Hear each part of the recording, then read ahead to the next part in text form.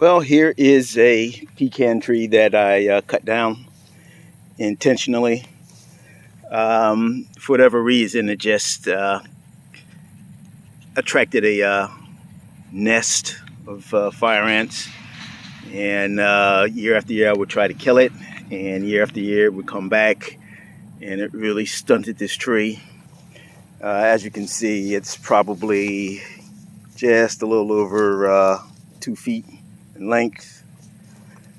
And it should be like this.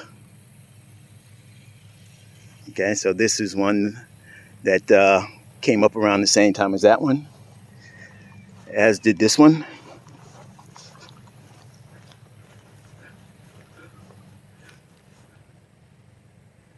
As did this one.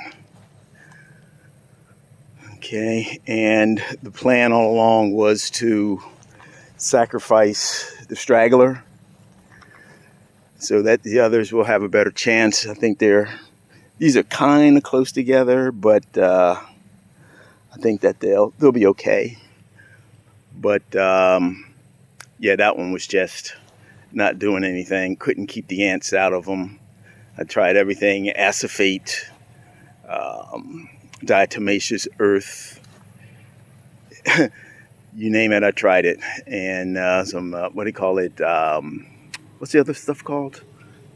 Pecan and all this kind of stuff. I would open it up and spray Raid ant killer down in there. I'm sure that didn't help the plant very much, but it just got to the point where yeah, it just wasn't doing it. And so I just decided to cut it down. Now there's a very good chance that it will try to come back from there, and we'll just have to wait and see.